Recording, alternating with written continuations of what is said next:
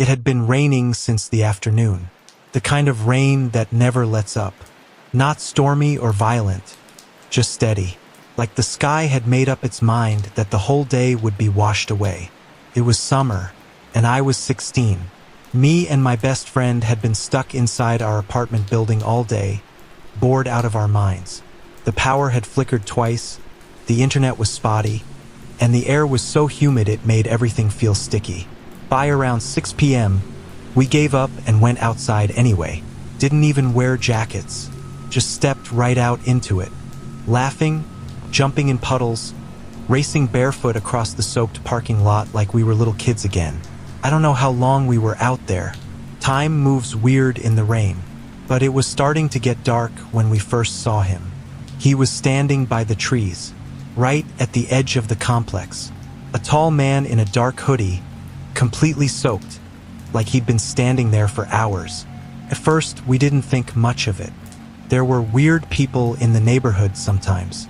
It wasn't exactly the safest area, but he was just standing there, still, watching. My friend tried to be funny, called out something dumb like, "You good, man?" No reaction. The guy didn't move, didn't even flinch.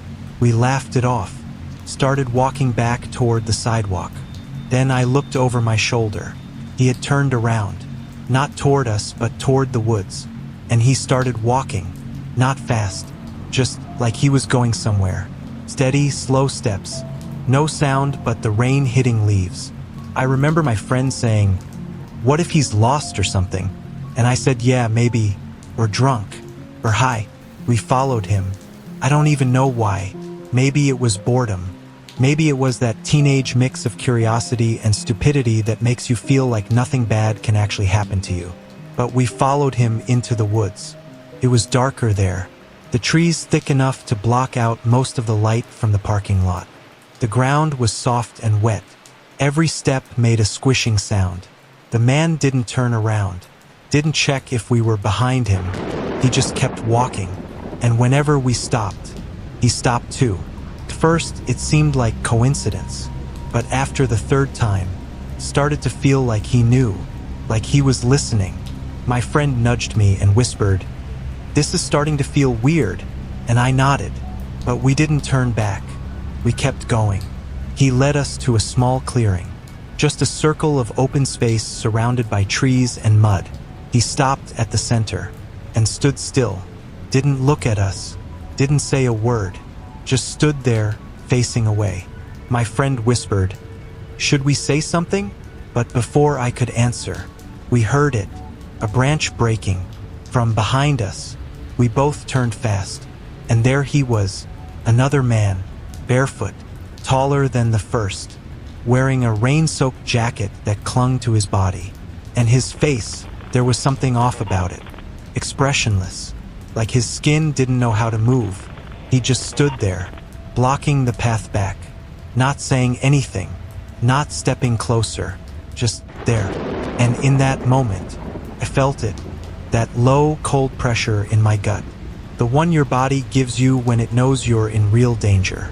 We didn't say a word, we just ran, mud flying up behind us, branches slapping our arms.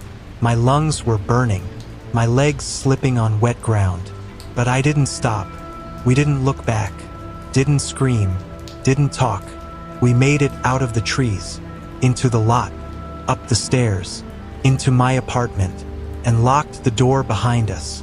We stood there, dripping, shaking, trying to catch our breath. We didn't say anything for a long time. I went to my bedroom, closed the blinds, and sat in the corner until the sun came up. We never told our parents, never told the cops. We thought maybe we overreacted. Maybe it was just some creepy guys messing with us. But the next morning, there were 2 police cruisers parked outside our building. I watched from the window as officers talked to our property manager. They walked the edge of the woods, took photos, marked something on a clipboard. I stepped out onto the balcony and tried to listen. Heard one of the cops say, "They were seen just west of here. The 2 men escaped last night, right around 9. One's a violent offender, the other was in for abducting kids. Keep your eyes open, We think they might be hiding in the woods. I felt sick. That was the exact time we were out there. The exact place. I don't know what they were planning. Don't know why they stood like that, or why they never ran after us. But sometimes I wonder if they were waiting for us to make the first move, or if we were part of some game they played in their heads. We never saw them again, at least not with our own eyes. But I swear, every time it rains, I feel them, somewhere close. And when I pass the edge of the woods, even in daylight, I walk faster, because I know what we saw. I know who was out there, and I know we were lucky, so damn lucky. We shouldn't have followed him. We knew it was wrong the second we stepped off the pavement. But we did it anyway, and we barely made it back. Some people say monsters don't exist, that there's always a logical explanation. But I think the real monsters look like us. They wear hoodies, and they wait in the rain, and they don't have to chase you.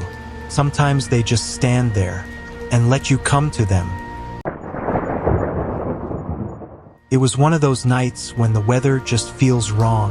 Not just stormy, but heavy, like the whole sky is pressing down on your house, and you can feel it in your chest.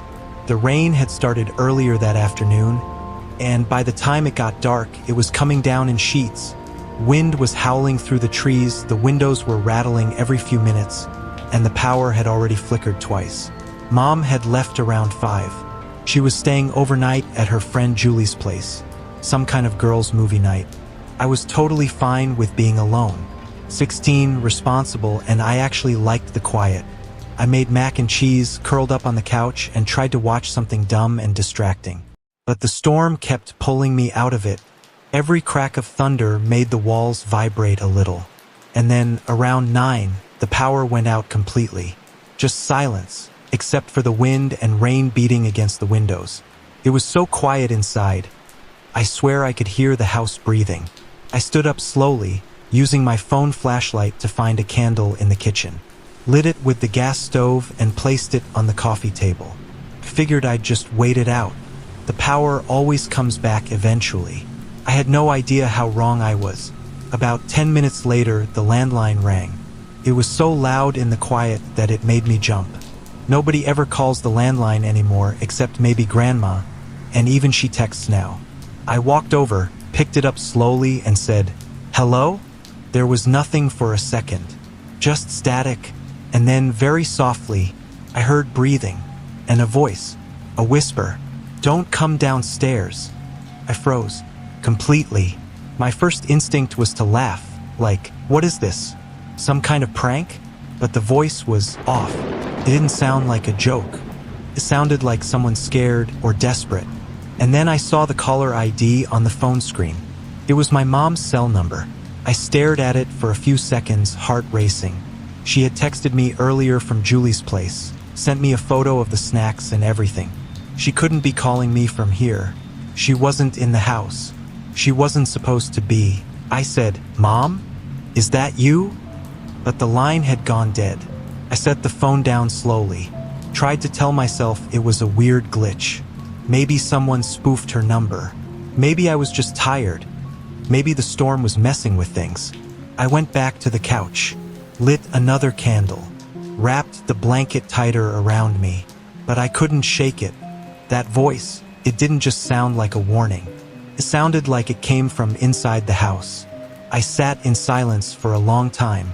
I didn't even realize I'd been holding my breath until I heard another sound, a soft thud, coming from below me. I live in a one-story house, but we have a basement. It's unfinished, cold, damp, and I've never liked going down there. It's where the water heater and fuse box are, and it always smells like earth and old metal. I told myself it was probably just something falling over, maybe a box, or the storm shaking the windows down there. I didn't want to check. I really didn't, but then I heard it again, a slow, dragging sound, like someone moving their feet across the concrete. I stood up. Every part of me was screaming to stay put, to call someone, but I didn't have any cell signal. And the landline, I wasn't touching that thing again. I walked to the basement door. It was closed and locked. We always kept it locked from the inside. I pressed my ear to it, held my breath. For a while, nothing, just silence. And then, a knock. Not loud, not fast, just one knock. From the other side. I backed away slowly. Didn't scream, didn't run. I just turned, walked to the front door, and tried to open it. It was locked, obviously, but my hands were shaking so bad I could barely get the key into the deadbolt. I was ready to run out into the storm barefoot if I had to, but just as I unlocked the door, the phone rang again. I turned slowly. The landline was glowing in the dark. Same number, Mom's number. I didn't want to answer, but I did. My voice came out barely above a whisper. "Who is this?" And again, that voice. Only this time it didn't whisper. It said, "He's in the house." Click. That was it. No explanation. No name. Just gone. I don't even remember putting the phone down. I just remember backing into a corner of the living room, holding one of the candle holders like a weapon. I sat there for I don't know how long. Maybe 10 minutes. Maybe 30. And then I heard glass breaking. From the back of the house. Near the basement windows. I didn't go look. I didn't move at all. I just dialed 911 with shaky hands, told them someone was in my house. Told them I was alone and scared and the power was out. They stayed on the line with me until the police arrived. I didn't unlock the door until I saw the flashing lights outside. When they searched the house, they found the small basement window broken. There were muddy footprints inside. They said it looked like someone had entered through the window and walked around the basement, maybe looking for a way upstairs. But what really messed with me, they found another set of footprints, leading back to the window, as if whoever it was had left, or had been warned. I told the officer about the phone call, about the voice telling me not to go downstairs. He just looked at me for a long time and said, "You're lucky you didn't. They never found anyone. They think the intruder ran off before the cops arrived." But that doesn't explain the voice. That doesn't explain how someone used my mom's number to call me, or how they knew what was happening in the basement before I did. The house is quiet now. The storm passed, the window's been replaced, we even added a lock to the basement door from both sides. But I still sleep with the lights on when I'm home alone.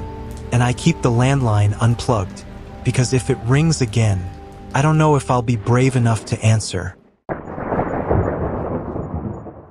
I was driving through Tennessee, late at night, heavy rain hitting the windshield like 1,000 tiny rocks. The kind of storm that makes you lean forward in your seat even though it doesn't help visibility at all. I was maybe halfway between Memphis and some tiny town I can't even remember the name of. Just highway, trees, lightning every few seconds lighting up the inside of my car like a camera flash. I'd been on the road for hours, and the gas light had been on for way too long. When I finally saw the faded green sign that said, "Gas 1 mile," I breathed out. Didn't care what brand, what condition, I just needed fuel. And maybe a working bathroom if I was lucky. I pulled into the lot about 5 minutes later. The place looked like it hadn't changed since the 80s. Just one old pump under a crooked roof. One flickering light overhead. The building itself was small. Dirty windows, a metal door that looked like it had been kicked more than once.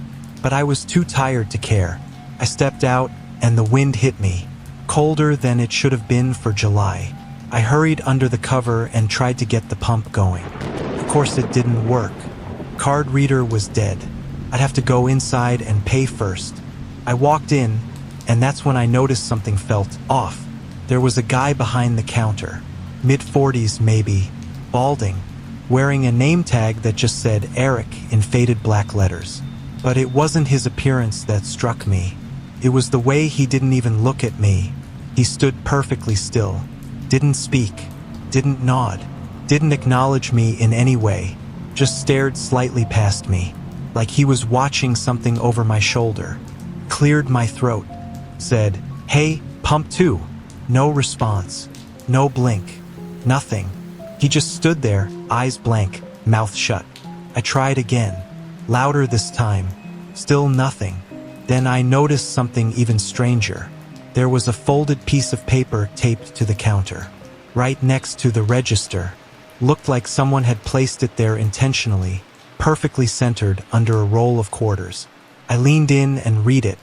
If he comes in, don't talk. Don't look. Don't move. That's all it said. Black ink. All caps. Shaky handwriting. I read it again. And again. My mouth went dry. Something about it didn't feel like a joke. Didn't feel like some weird local prank or gas station humor. Felt like a warning. I looked back up at the clerk. And that's when I realized. His eyes weren't just blank. They were wet. Tears were welling up. But his face didn't move. He just stood there, silently crying, staring at something that wasn't me. I stepped back slowly. Said, "All right, man, I'll just find somewhere else." I turned to leave. Grabbed the door handle. It didn't budge. I twisted harder. Pulled. Shoved. Nothing. I checked the lock. Wasn't engaged. But the door wouldn't open. It was like it had been bolted from the outside. Or welded shut. I looked around for another exit. There was a hallway behind the counter. Probably led to a back room. But I wasn't about to climb over this guy to find out. I turned back to him. "Hey," I said, trying not to sound panicked. "What's going on? Is this place locked down for the storm?" He didn't answer. Didn't flinch. Just kept crying. That's when the light above us flickered hard.